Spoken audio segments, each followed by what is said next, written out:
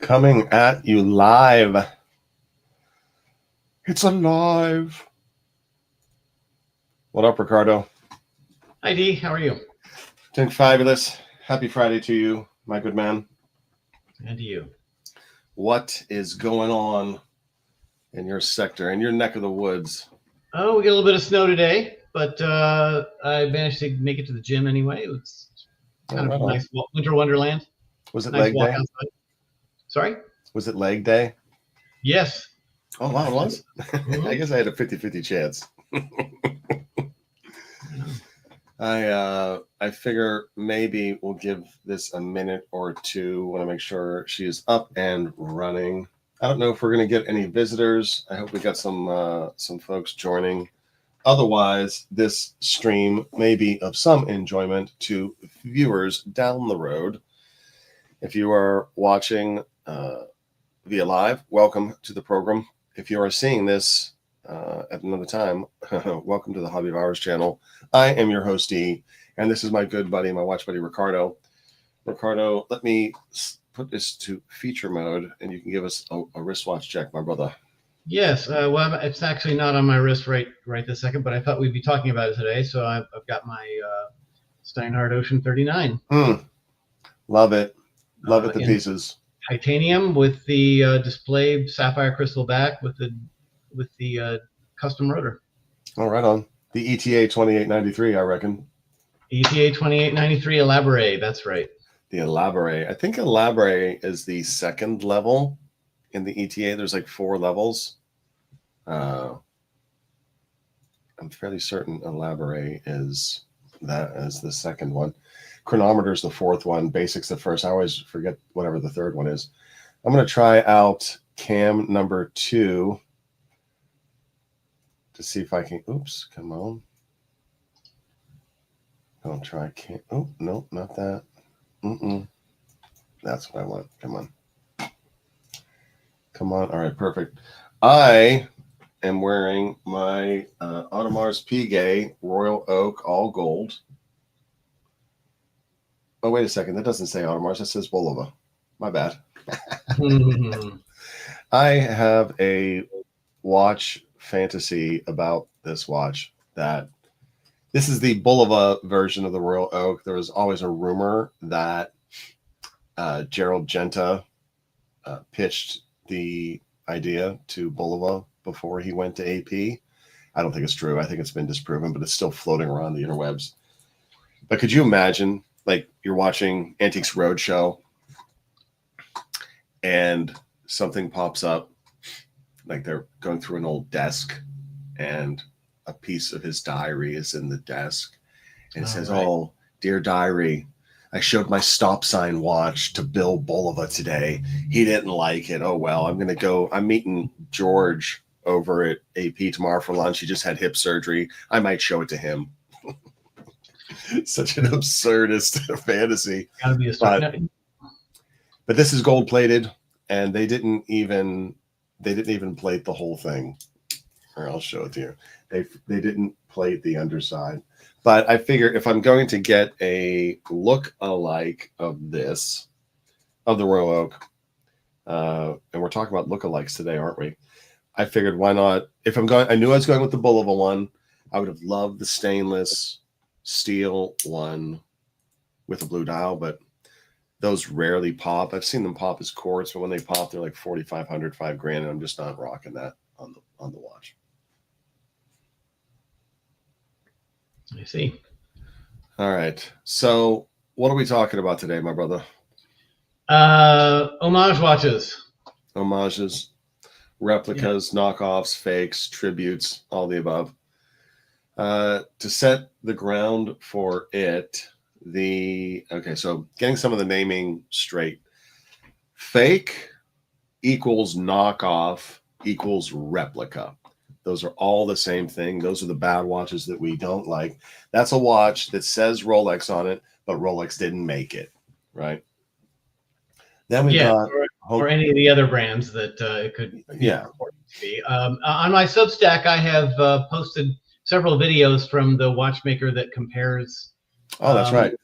Yeah. fakes. He's actually in Hong Kong. I looked it up, and so he's right there where the fakes are coming from, and he'll compare a genuine Patek versus a fake Patek. They got the $1,000 replica. And then we've got Homage watches. We've got two levels of Homage, basic, and then more complicated, or actually better quality, which is kind of what we're covering today, is that one. And then lastly, we've got the word tribute, which is something I've kind of borrowed from the car modding game, where, like, let's say you have a Pontiac GTO, and it's a real Pontiac GTO, but it wasn't the Judge version. The Judge is a version of a particular GTO, different coloring, graphics, better engine, and a spoiler on the back. But you take your base GTO and you put those other parts onto it, and it becomes a tribute, right? That doesn't really exist in the watch game, but since I use a lot of my car wordings in case it comes up, that's where that comes from. Okay, so jumping into it, before that, let's pay some bills. Hobby of Hours merch. We've got the Porsche design shirt available, hobbyofhours.com, all sizes. And we, of course, have the Hobby of Hours book, 1001 Watch Designs, Volume 1. I got one of those as well. You know what the funny thing is about this? It's not selling. There's like maybe 5, right?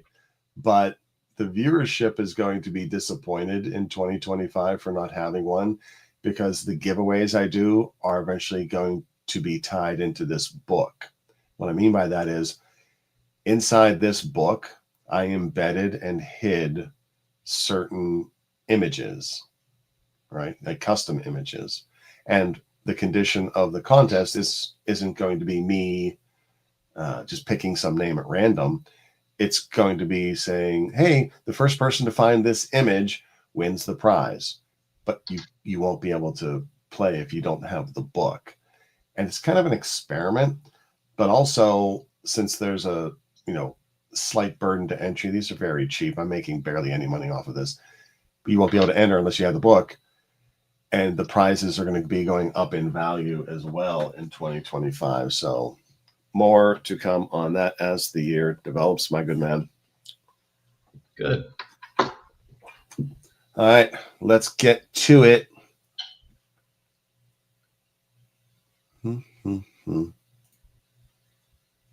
Let's go to this view. All right, jumping into the deck, Hobby of Hours Live. This is what we will call level 1 of the homages, and Invicta, Pagani design, and Sea Stern. Basically, Rolex Sub, Rolex Daytona, Platinum, and a Doxa. There's not a lot of effort being put forth into these watches, manufacturing or design language. So they're very, very simple. You're lucky to get a Miyota, and not high quality from a finishing or watch movement perspective. And what we really want to get into is the level 2 homages, which is Steinhart, which is what's more or less inspired this video live talk today. Steinhart can be a little bit too on the nose with some of their designs. The watch on the right is a Rolex Comex watch made, I believe, in the 70s with the diving company Comex. These are highly sought after. These are 40 to 60 grand if you can find them. And the Steinhart Ocean is one of their dive lines, and they God bless you, Steinhart. They put the word ocean in the same typography and white block as Comex. The challenge with this is anyone who's trying to find a Comex or is saving up isn't going to buy the Steinhart to hold them over until they can get a hold of one. It's a bit on the nose. Any thoughts on this one? Well, let's give Steinhart a break. They're making a lot of interesting watches, and they're very well made. And it's not time for their break yet. We need to beat them up, then we'll give them a break, and then we'll be their champion. Well, it's close. I mean, one way to look at it is to say, oh, you want to make a watch that could be mistaken for the real one. I don't think they're trying to fool anybody, But let's get deeper into some of their designs, and we'll see how it goes. And, to their credit, sometimes Steinhart is giving us things that Rolex hasn't. The item on the left is a modern interpretation of what a Rolex Explorer could look like. I grabbed this off the web. I don't know who did this design, photoshopping. Frankly, I should have figured that out. Apologies.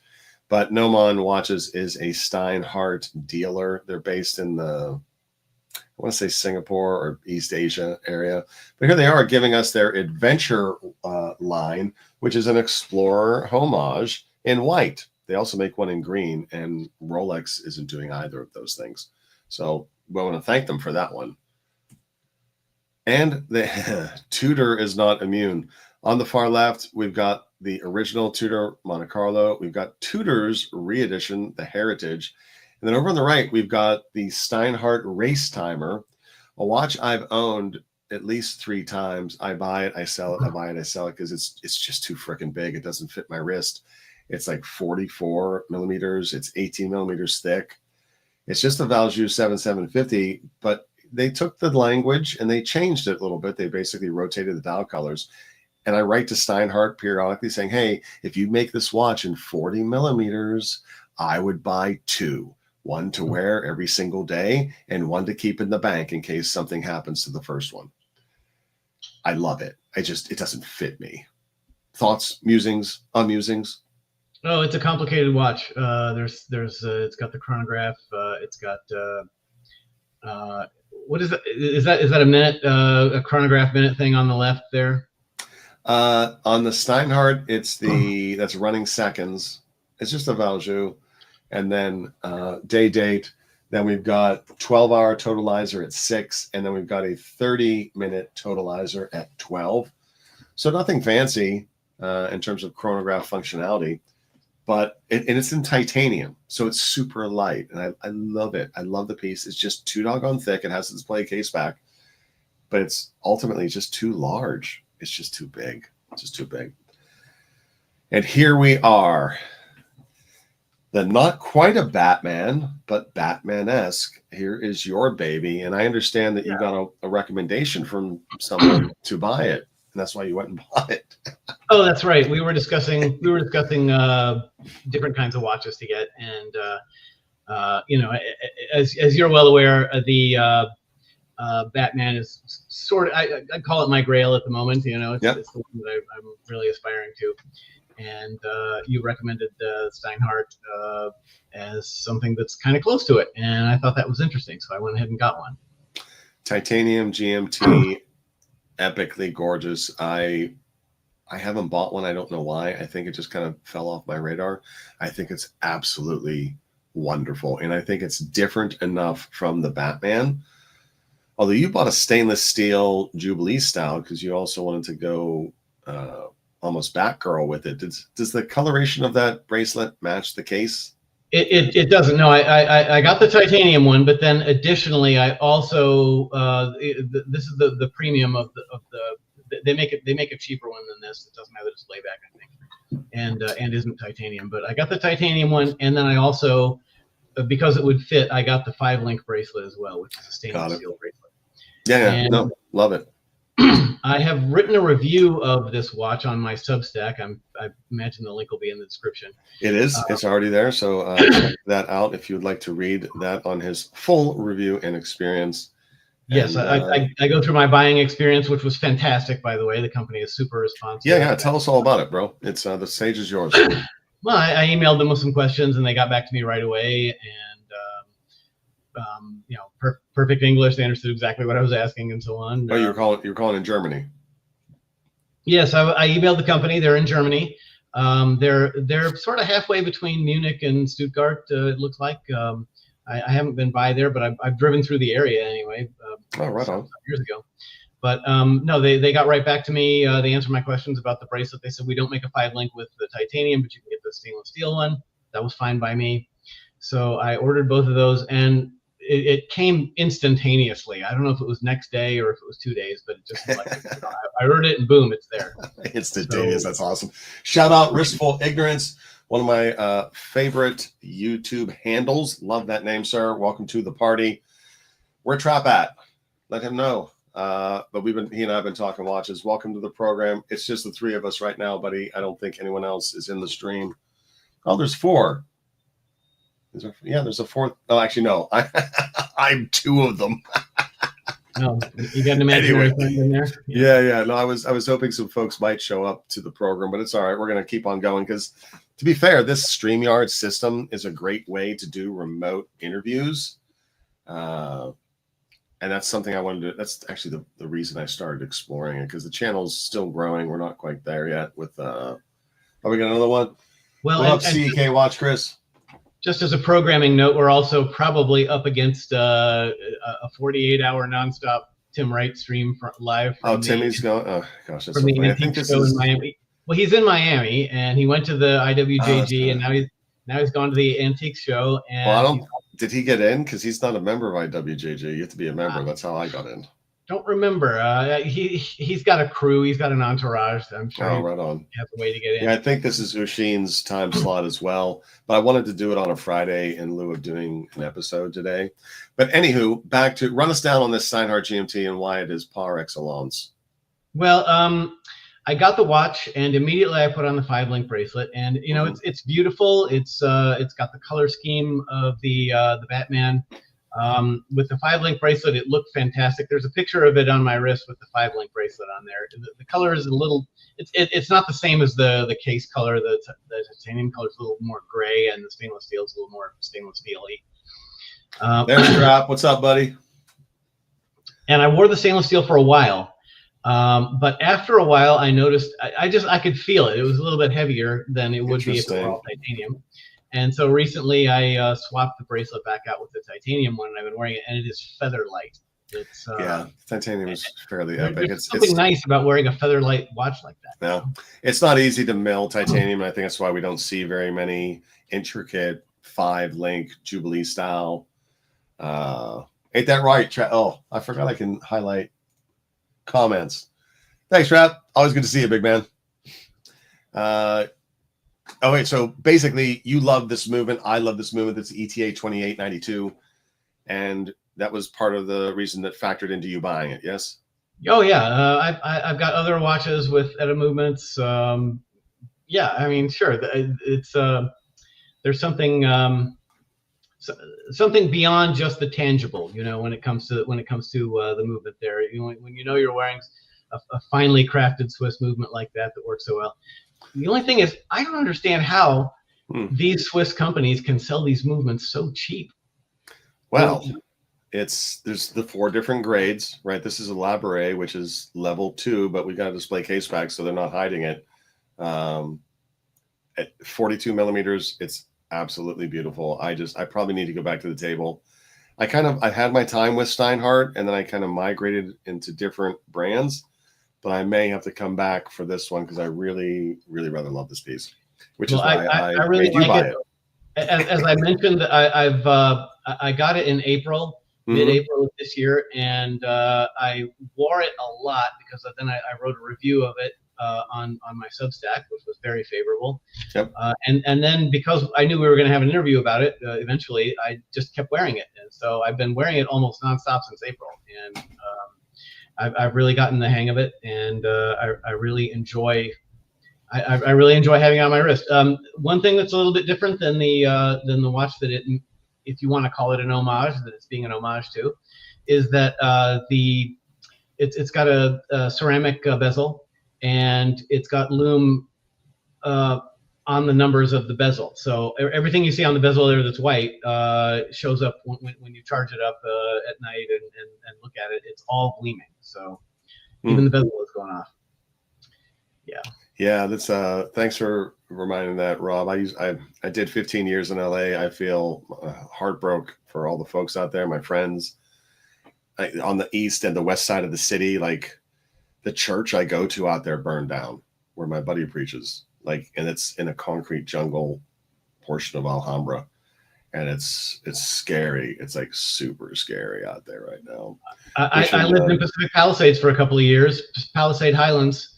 And you know, I was up there. Chevy Chase was around the corner from me, and you know, a bunch of others, and I think that whole neighborhood is gone now.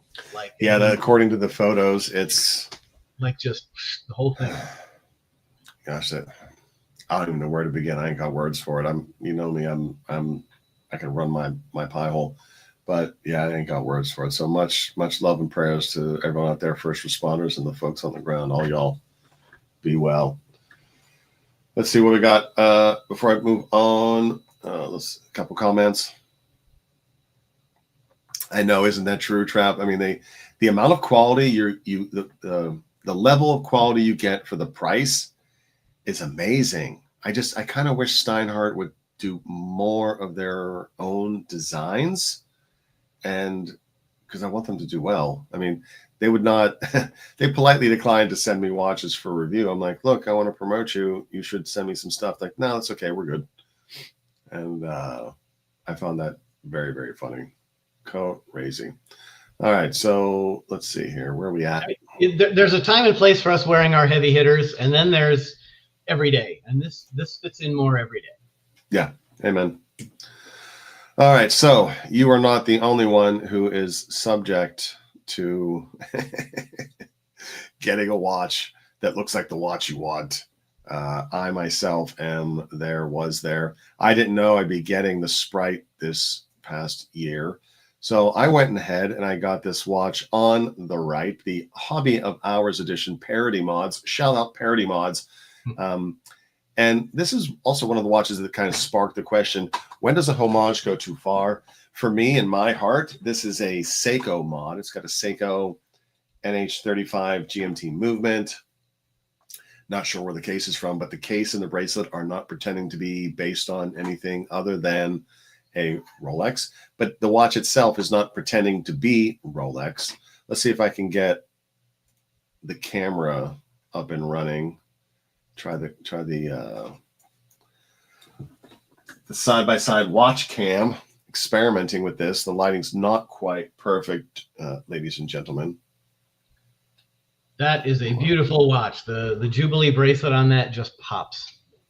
Well, yeah, this is the Hobby of Hours edition next to the real deal.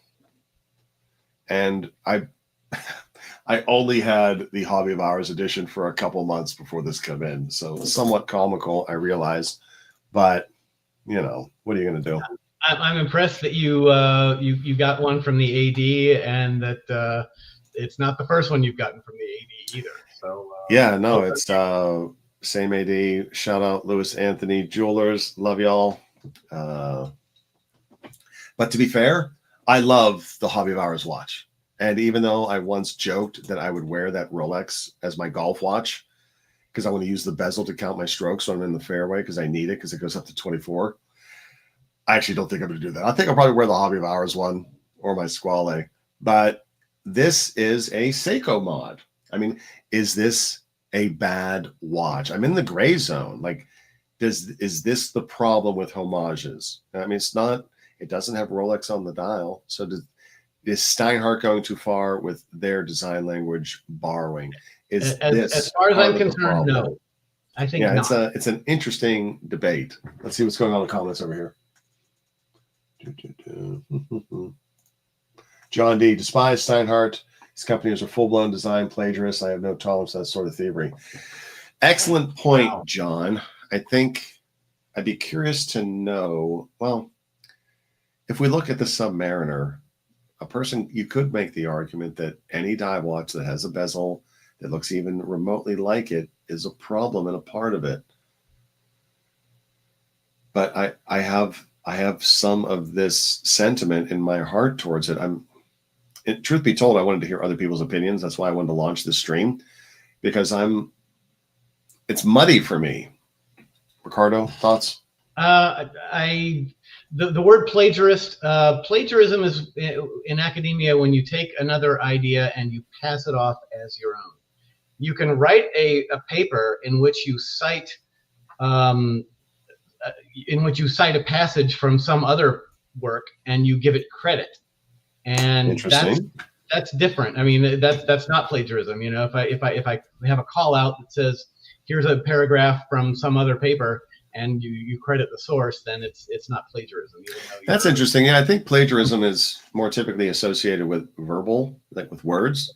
I don't know what the comparable term is for actual physical designs, because you can't take a Steinhart and print on the back, oh, this is our watch. We took a look at some Rolexes. We liked what they were up to, and like inscribe that on the back, right?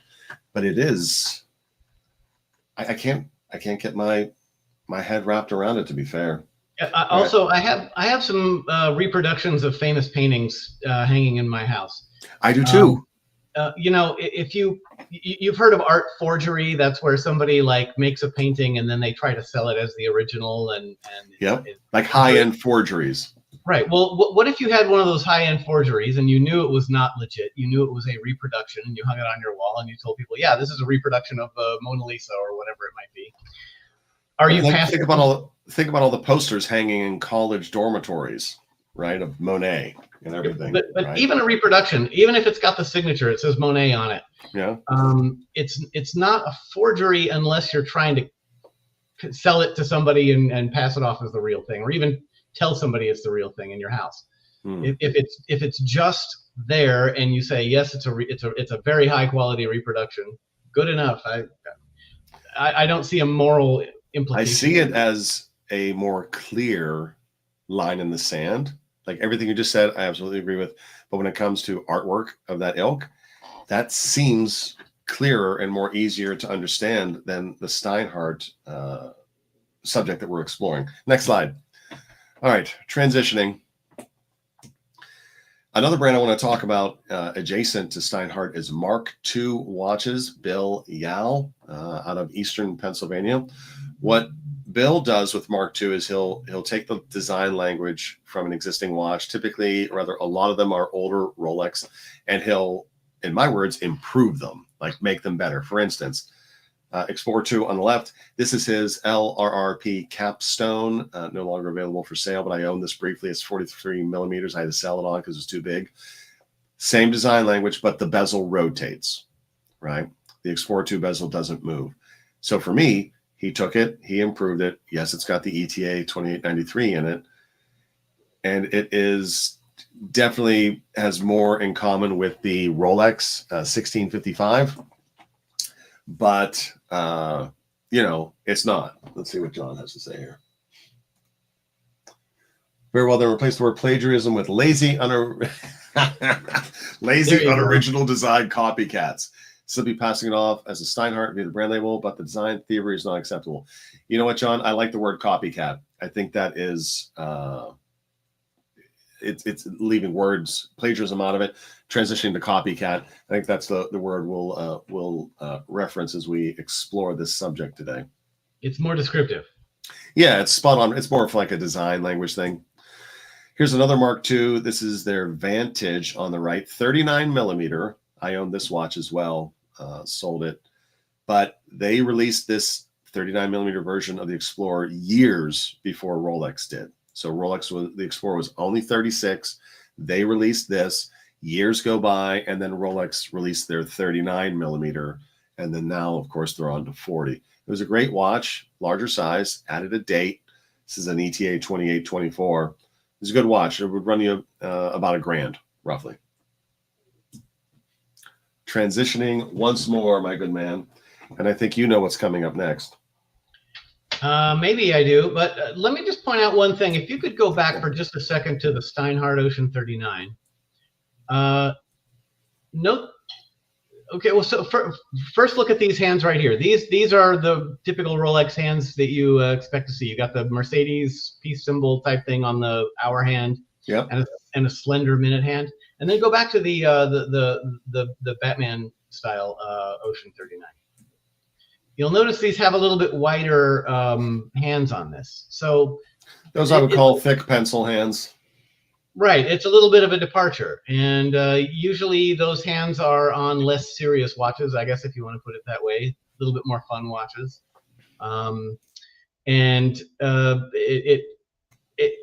It's a small thing, but you can notice it when you look at it, and it creates a slightly different feel there. So it's not exactly precisely the same, and also an office collar GMT movement as opposed to the traveler GMT movement. You want to explain what that is? I don't think what you said is correct. I believe this is a true traveler because unless I'm wrong, this hour hand rotates. In order to advance the date, you need to spin that hour hand around the dial to do the date, right? Actually, it is. I'm looking at Caliber Corner right now on the 2893-2, and it says collar office style. And I looked up what that meant, and precisely it means that you. It's for if you were in a domestic environment and you wanted to keep track of a time zone somewhere else, like a different office, shall we say, then you can adjust the GMT separately, the GMT hand, to give it a few add or subtract hours based on what other time zone you want to keep track of. Whereas the traveler one, you're going in and you're adjusting your local time. You're adding and subtracting hours to the local time hand, so that like if you hop on a plane, you go to London, you add 6 hours to the local time, and then you're looking at local time versus. Yeah, let's park that because I don't think some of that is correct, and I'm not 100% clear. Kurt was going to join us at some point to discuss that because he's very passionate about it. My belief was that a true traveler GMT is one where the hour hand rotates independently, so you can go drink. You go up 1 + 1 as you're traveling, and that's right. My understanding of the traveler and the Steinhart. But this one, but bring that. So this one, can you move this hour hand independent of the minute hand on this watch? That I don't believe you can do that. No, I think what you can do is you can adjust. Well, I mean, just unscrew the crown if you would, sir. Okay. All right, well, I'll handle some comments while you're doing that. No, what I'm able to do is just add 1 to the GMT hand only. So you can't move the hour hand independent of the minute hand. Right. You can move the in that GMT case, you're absolutely hand. correct. This is a collar. Yep. So this is a collar. Yeah. So it's not exactly the same. I only brought that up because it's a difference. And the arrow on the GMT hand is larger. It's a I don't want to say cartoonish, but it's a little bit more. It's a little bit more fun, less serious. It's not trying to. It's not trying to be the Rolex in every way. So, I think this is hilarious, Skylar. I've never heard this clomage, which is basically clone plus homage. It's all one copy aside from the logo. That's interesting, bro. I thought clone would get thrown in with the same bucket as replica, fake, and knockoff, which is what we covered at the top of the hour. Yeah, it's an interesting. I'm gonna have to write clomage down, bro. Thank you for introducing me to that term. Yeah, we covered Pagani, San Martin at the very beginning. I want to give Steinhart level 2 homage, whereas Pagani design, like we kicked it off with them. Invicta. I know you love Invicta, buddy. I love vintage Invicta, but that particular sub, the Pagani and the Sea Stern, those are clomages. I think we may have ended up with a new term, but be that as it may, yeah. Let me get us back on to where we were. Let's see here. I want to this one. John, if you ever need a photo to bolster your argument that it's just stealing, I don't think it gets any more obvious than this particular watch from Steinhart, even though, let's be honest, the Comex is John Mayer money, to be fair.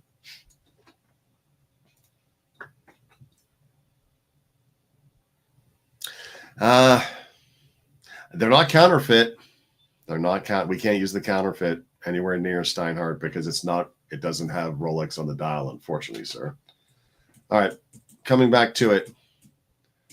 Yeah, I think what they're doing, you can say it's uninspired if you want to. That's a view you can have, and it's not totally illegitimate. But what they're doing is not. They're not sneaking fakes out of Hong Kong or something. They're not doing anything. It's not illegal. They're in business, right? No. Whether it's the patents ran out or whatever. Yeah, and they some of their designs are a little divergent from. They're not just homaging; they're also doing their own designs. They have some other unique designs. That's fair. The vast majority of their stuff is, lookalikes, right?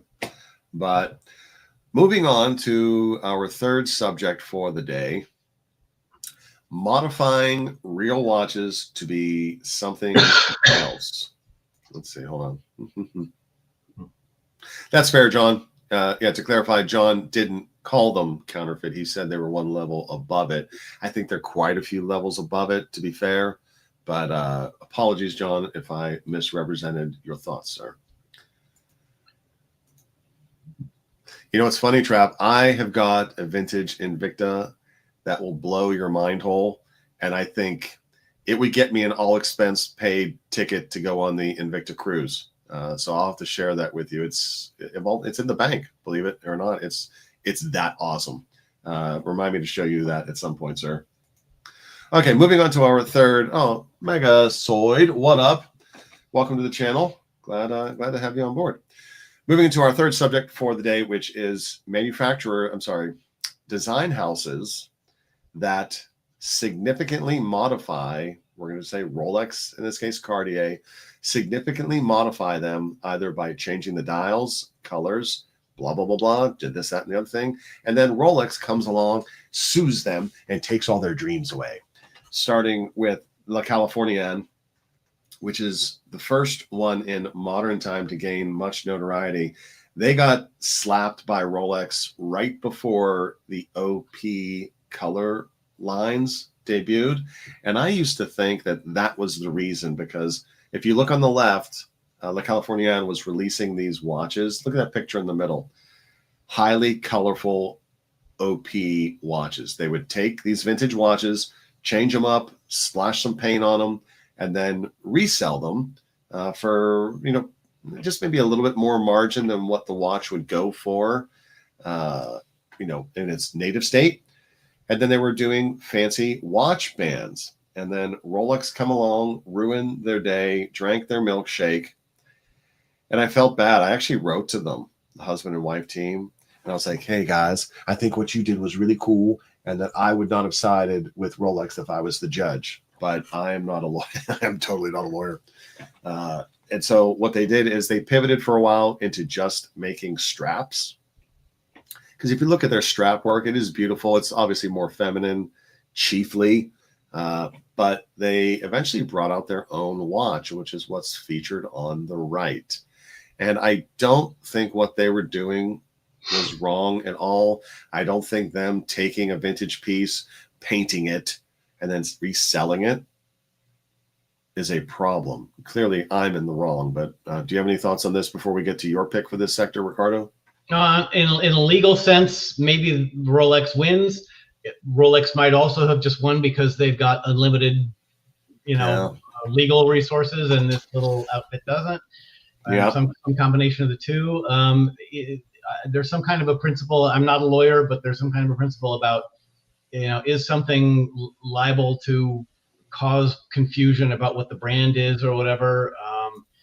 If they were being transparent about that, I don't see why it's. Plus, I have a soft spot for the underdog, the little guy. Me too. They were doing. I don't see how Rolex had a leg to stand on with this. These are Rolex watches, and we did something to them, right? I don't have a slide for Becker Time. Becker Time was doing something of this ilk, but this is like level 3 changing. I'm sorry, this is like level 2 changing the Rolex original. What Becker Time was doing is one layer down. If you had a champagne dial day date and you didn't like that dial, they would put on a dial that has baguettes on it, but it was still a Rolex dial with baguettes from a different model, right? And they lost as well. Wow. The ruling that came down, I was reading some of the legal brief last night, is basically Rolex, their stand was that they are changing something but leaving the Rolex name on there.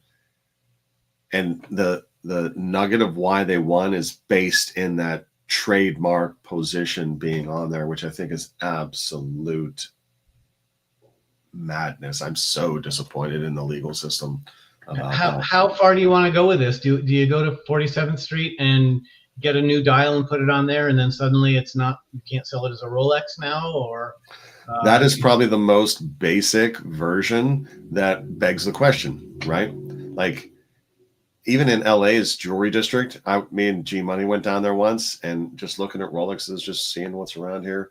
And the guys were like, "Hey, if you don't like this dial, we can put another one on there for you. You just pick the dial and we'll put it on there." And the irony is, decades ago, like old school, like 60s, I believe Rolex would do that for you in shop, of all places. Let's see what we got over here in the comments. Let's see. Well, yeah. I think you're right, Skylar. John doesn't like Homage. Let's hear what he has to say. No, that's a fair point, John. I know, that's well stated, my man. Are you a follower of the channel, John? I think this is the first time I'm seeing you around, but welcome to the party, brother. Let's see. Okay, next up. Let's move on to the one that I like, my favorite. All right, we're coming. I'm saving the best for last, brother. Okay. This is the pit stop. Bamford. Huge fan of George Bamford's work. He's on, another About Effing Time podcast when that's around. Just really cool guy. On the left is something he did to a Rolex. And if you see a black colored Rolex, it probably came from Bamford Studios. Now, how he was able to do this, I don't exactly know.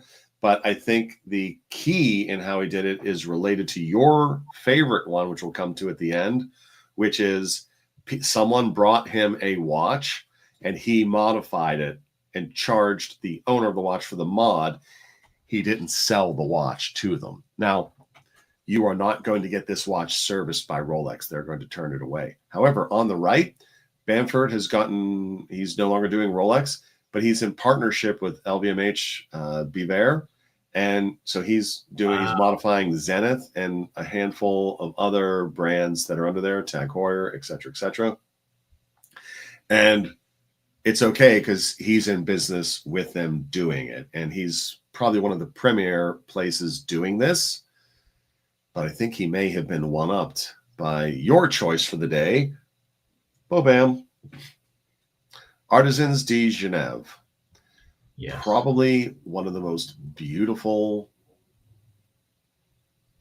watches I've ever seen. What we're looking at, this Rolex. Not the only thing they do either. They you can take any model of or any of a list of subset of the models of Rolex, and you can buy it and you can send it to them, and they will customize it and give it back to you for a fee. And that's legit because they're not selling something. They're providing a service. Yeah. And the funny thing is, if you go to their website, I cut and pasted their warning sign. Before you get to enter their website, you have to click through this warning. And let's see if I can make this a little bit bigger. Yeah, it's basically their legal notice. We are not an independent. We are an independent workshop. We're not associated with them. We aren't authorized to do this. We don't sell any of this stuff. Blah, blah, blah, blah, blah. And look at that watch. Tell me that watch isn't better than the standard gold and green John Mayer. What's called the John Mayer. Tell me this one isn't prettier. That's a pretty watch right there. Love it. Yeah. No harm, no foul, as far as I can tell. I mean, they used to, as I understand it, they used to sell the watches the same way that La Californienne was. They got pinched, and then they switched to this business model, so they pivoted. Let's see what's going on over here in the comments. Megazoid. That's interesting. Yeah, it does. When Longines I would call those reissues, Megazoid. Like if a company is reissuing a model they used to make, that's how I would classify that. Let's see here. Okay, yeah, Laco, a lot of history in Laco. Skylar, I don't want you and John going at it in the comments. That's hilarious. Oh, that's interesting. Homage watches of the Dirty Dozen are okay though.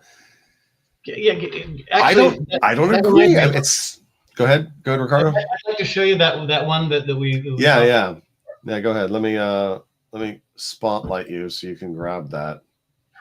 I don't know, John. It's where do we draw the line, right? Because that the Dirty Dozen watches are so plain that, and it was a military spec to begin with. That's very interesting, man. Yeah. Welcome to the party, dude. This one is called the Grunt. It is a reproduction, a modern reproduction in quartz of a 1966 U.S. military service watch. Was Hamilton or Benris the original makers? Benris. Benris. Benris. It's the second version of their military service watch that came out in 1960. What'd you pay for that? Like $80. $80? Like $80. I'm telling Benris on you.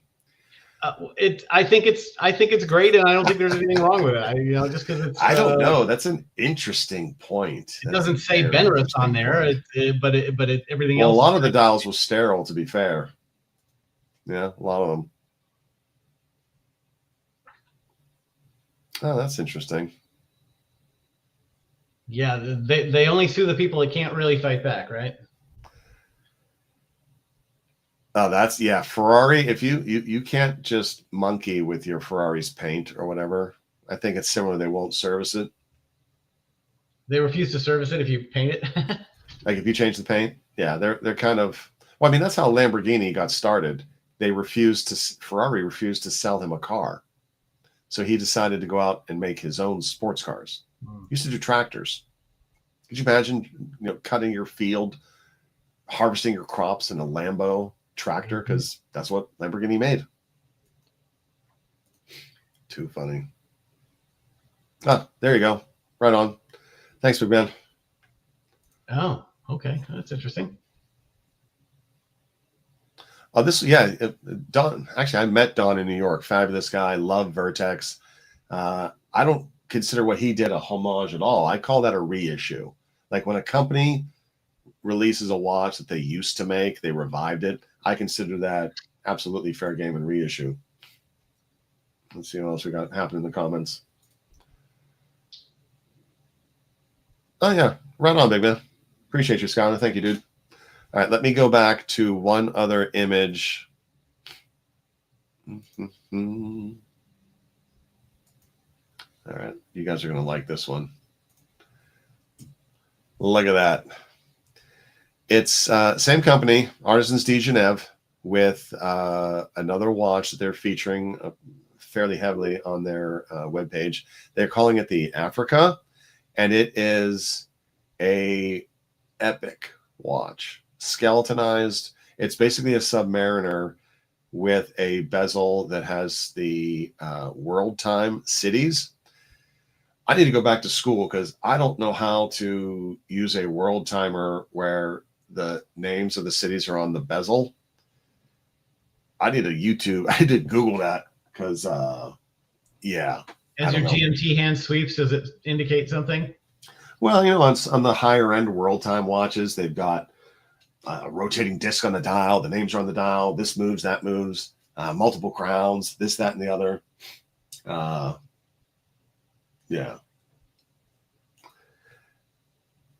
Actually, John, to be fair, he actually has since released the 36. But yeah, as you said, not at the onset. I think even if Don called it a homage, he's using that word in a different way. I think he's paying homage to what they used to do as opposed to how we're kind of using it today, per se. But point taken. That's interesting, Trap. The funny thing about this concept is I heard someone once say that if you own the real Rolex Submariner, you're allowed to own a fake so that you can wear the fake out to the pub. Yeah, who said that? I think it was Zushin is where I heard that first. Zushin. But he's not the only person to say it. I used to agree with it. I no longer do. I think that it's not okay to do the fake thing with, aside from the criminal aspects of how it's funding that, there's a lot of that going on. Before you even get there, I'm saying no to that particular thing for me personally. I saw a guy on YouTube one time mention this. He said, if you have fakes in your collection and you were to expire and your family comes and they find your watch collection, and then they see these watches and they take one and they find out that it's not real, that's the last thing they're going to remember about you. Who said that? I'd love to know. Let me ask one other thing. If you could feature me for just a second. Yeah. Stand by. I've got stand by for feature. This is a Devosa right here. Is it an homage? I don't know. I don't know if it's close enough to anything to bring it in closer, big man. Actually, let me zoom in on you. Focus. It's a diver watch. Actually, tilt it a little bit. Yeah, I just wanted to get some light on it. Yeah, I don't know. That doesn't feel. Let's let the comments roast you. What do we think about this? Bigger than a stubby, and I got this in Germany when I was over there working around 2006 or 7 or something like that. And this was before I had bought any legit watches. I've now got some Rolexes and stuff. And so this one inspired me to go on, and I loved it. And I'm like, oh, I can get a Rolex and then hang on to it for some number of years and sell it and get a lot of money back out of it anyway. Well, that's how I got started with Christopher Ward. I came back into the watch game as an adult. I had fashion watches when I was a younger man. Back in 2016, I was like, hey, maybe I want to get something like an Explorer, but I would never spend anything like that money back then. And I was like, oh, that's how I found Christopher Ward. I was like, oh, this kind of looks like it, but the Christopher Ward C60 has enough difference to it, just as the Devosa is different enough. Yeah. Listen, I wore the Devosa a lot, and I got used to it, and I loved it, and I like the concept of it, and the fact. Yeah, I ain't mad at it. And then I moved on eventually to later in life when I could afford bigger and better, and so. Where's the negative morality about that? Well, where's the line is really what we're exploring. But Noctua watches have obvious influences from a couple of well-known brands. Zinn, I believe, is one of them. Where would we place Noctua in all of this? Asking for a friend. I can't speak on that officially, sir, until you get me one of your epically good-looking watches in for review. Cannot wait. You are on my 2025 list. Can't wait to get my hands on it. Looking forward to it very much, brother. Since you mentioned that, Gunther Steinhart, if you happen to be watching. Who? Gunther Steinhart, the man whose name is on the Steinhart watches. You spoke to him directly? No, but his contact is on his website. He's the president of the company. And I was just going to say that if he felt like sending Hobby of Ours any review watches, I'm sure. Yeah, I tried. He didn't. Tell you what, pass me on to your contact. Maybe he'll help me out. Yep, that's right. All right, since there's some people in the room, I'm going to switch back to cam 2 because nobody got to see it earlier.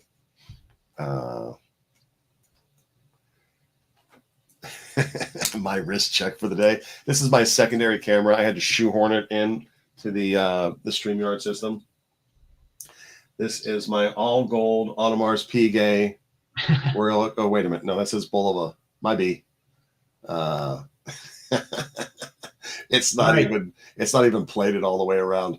Love this piece. This piece is hilarious. To ask the Peanut Gallery, is D stealing valor of Audemars Piguet by wearing that watch? You can take that up with Bill Bulova if you want. All I did is buy it on eBay. And actually, no, I got it from Chrono, to be fair. I am not in the price band for an all gold Royal Oak. And I'm secretly hoping that the rumor that Genta pitched his stop sign watch to Bulova before AP is true. I don't think it's true. I think it's been disproven. I have no idea how that rumor even got started. But if that happened to be true, if we find a missing diary page, dear diary, I pitched my stop sign watch to Bulova today. They didn't like it. I'm going to go pitch it to George at AP tomorrow. I would be rolling in the dough because this would be priceless. Anywho, moving on. Yeah, well put, John.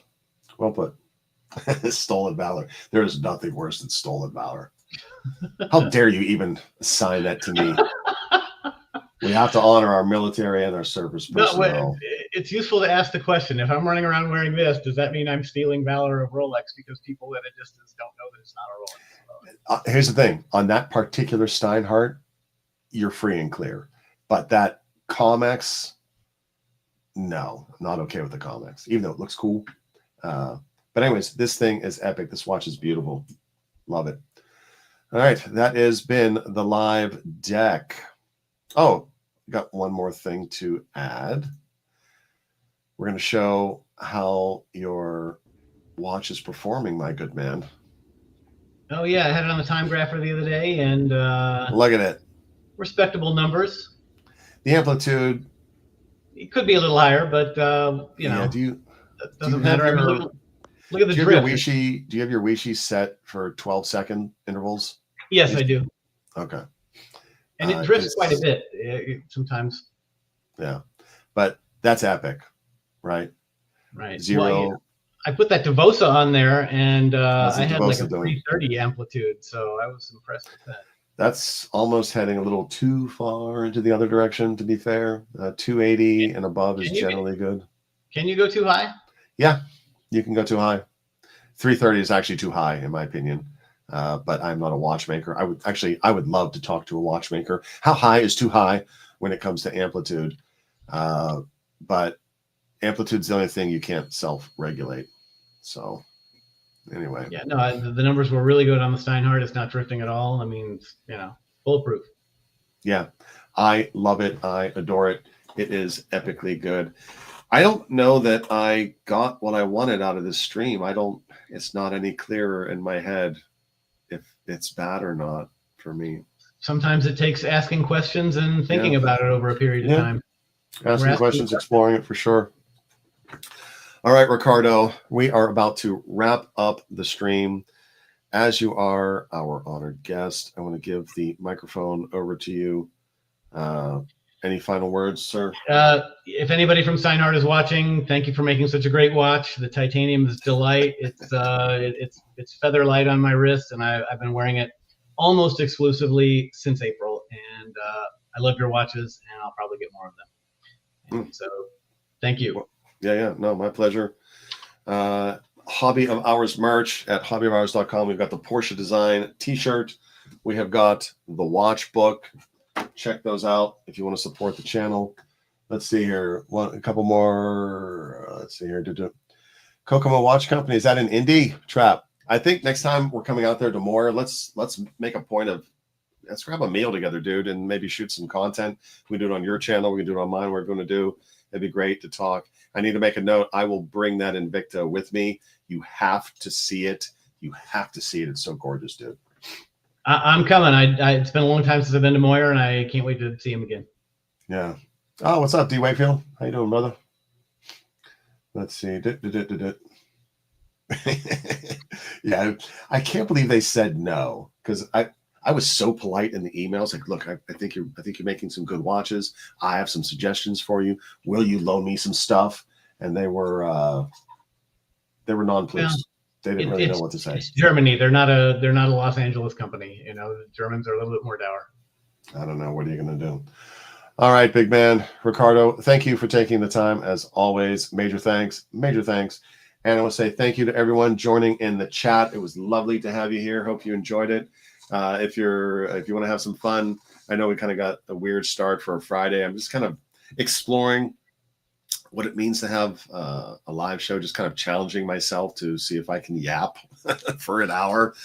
Surprising I can, but it's always great to have the engagement, and super pleased to have everyone along on the ride in this wonderful, beautiful hobby of ours. Hope that you're all doing well and that you're blessed, and we will catch you in the next one. God bless everybody. Peace. Oh, have a great weekend. And, my heart goes out to Los Angeles. Prayers to you all out there. Be safe and take care of each other. Donate to an animal shelter in Los Angeles if you can. What's that? Donate to an animal shelter in Los Angeles if you can swing it. Yeah, all the above. All right. Take care, everybody. Adios. Peace.